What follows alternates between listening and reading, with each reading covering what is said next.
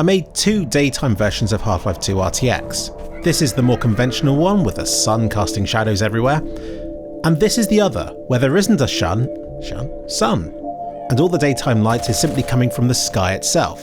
The shadows are still there, but they're murky and around the bases of things. I think someone said it looked a bit like Unrecord, and that's because that's another game with really good indirect lighting. It's accurate and stuff, but we're not used to seeing this in games. So there are sections of this video set inside where I just get a bit carried away with the gameplay of this game. But I was interested to see how many windows you could actually see through to the outside. I never noticed that stuff when Ravenholm was set at night. If you want to see how to set Half-Life 2 RTX up like this, then go to the end of the video where I show all my configs and how I change it from the defaults. I'll point out little things here and there as the video progresses, but for the most part now I'll shut up. Have fun!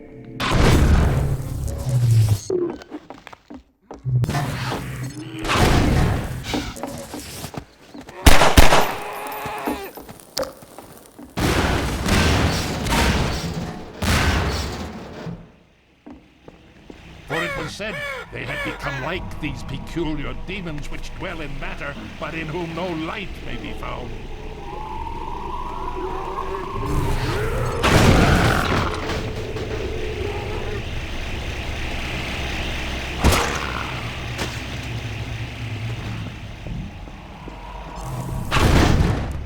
For the days of my life have vanished like smoke, and my bones are crushed like ash, and that all my impurities be as fuel for that fire, so nothing remains but the light alone.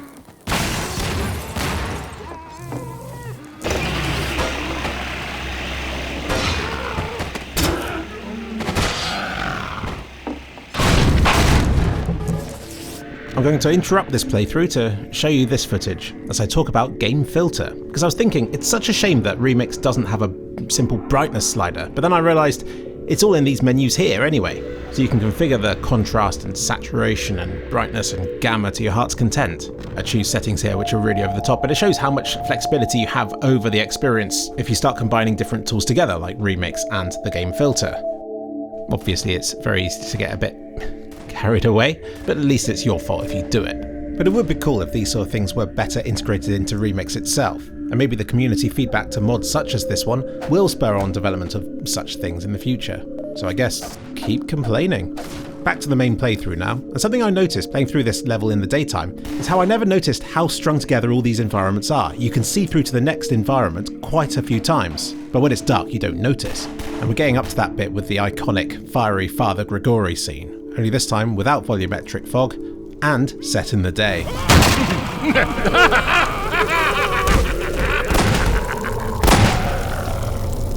Bearing in mind that this level was never intended to be played in the daytime, I think Remix's built-in tools to force sunlight into levels does a really good job here.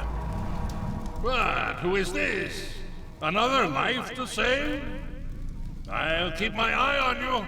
More than that, I cannot promise.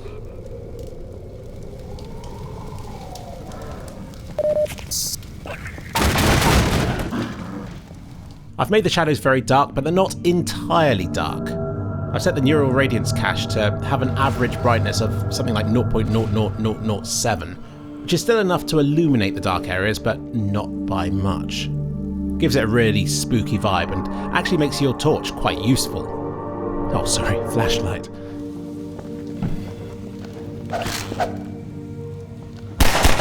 So I saw a few comments saying that RTX made this room too bright and it took away from the spooky atmosphere of the original. So since this is now darker than the original, hopefully you'll see this as an improvement.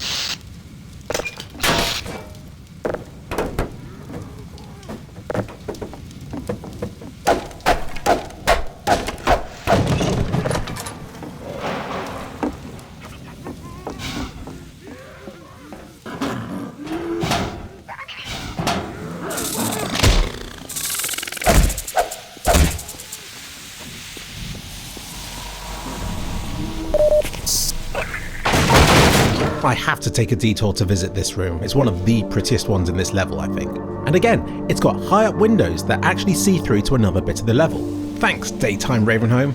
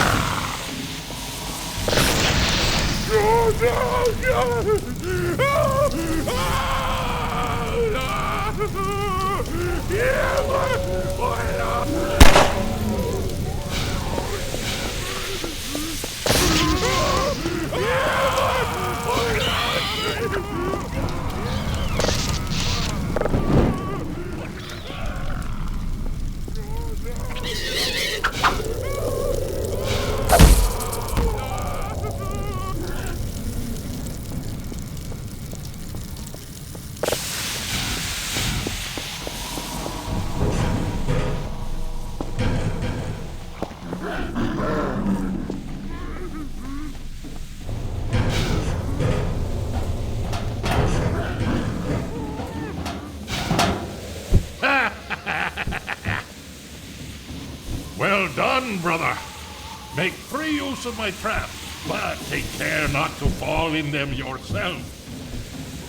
Behind you! In Ravenholm, you do well to be vigilant.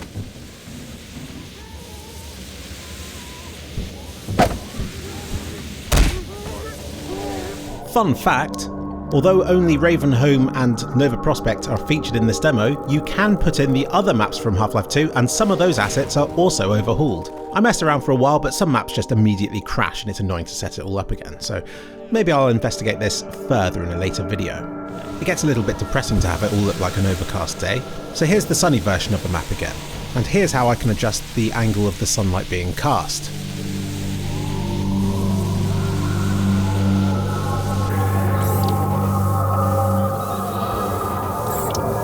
I then attempt an evening scene with much redder lighting. Maybe a bit overdone, but feel free to mess around with it in your own time.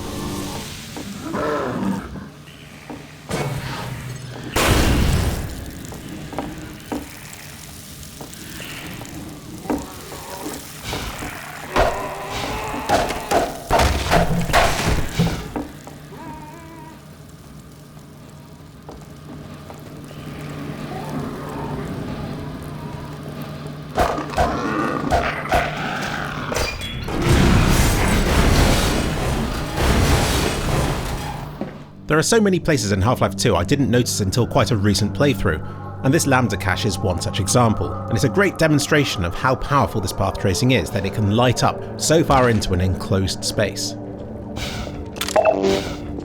And remember, there is no sunshine in this level. All the light you're seeing from the sky is just from the sky itself. Returning to this dark area again, but this time with sunlight, I experiment with shallow angles of light to try and get the sunlight to shoot straight into this area. I had a lot of fun with this.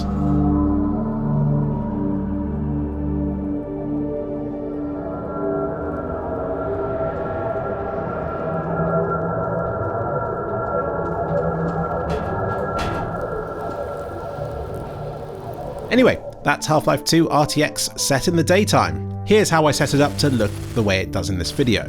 Have fun!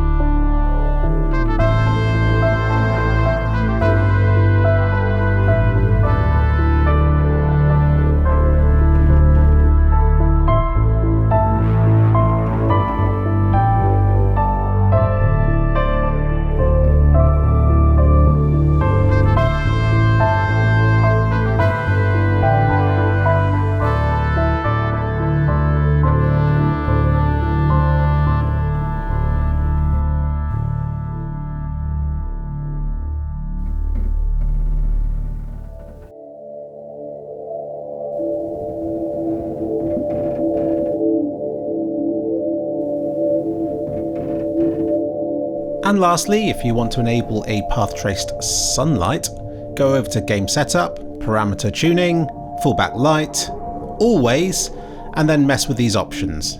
It can sometimes be hard to find an angle where the sun is visible, so feel free to steal my settings here. Now the full backlight angle is interesting. This is how large the sun is in the sky, so if you set it to 0 degrees, it'll be like a spotlight, with very sharp shadows. But I found 0.5 5 degrees to be quite realistic, which casts softer shadows as they stretch further away from the thing casting them. I guess you could also use this to simulate moonlight, which might be more apt for a Ravenholm section of a game. The possibilities are endless. And to get the brightness of the sky and the ambient light correct, I found the sky tuning settings to be quite handy. Obviously you don't want the sky to be too bright, but I think you can get away with quite a lot on a sunny day. So I set the brightness here to about 500 and I was quite happy with the results.